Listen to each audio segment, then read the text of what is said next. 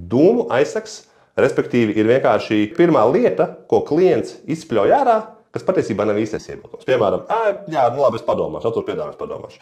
Jā, atsūtu, es parunāšu ar sievu, izdomāšu. Tātad, principā, tas ir vienkārši dūma aizsaks, tas nav patiesais iebildums. Un kas mums ir jādara?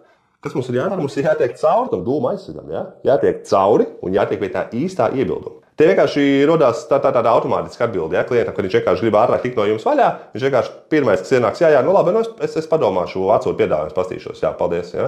Tas arī labi, nu man jāparunā ar sievu, es izdomāšu, jā. Ja? Tātad tas nav īstais iebildums. Tātad, ko mēs darām, mēs vienkārši tiekam šim te cauri līdz īstiem iebildumiem. Kas ir īstie iebildumi?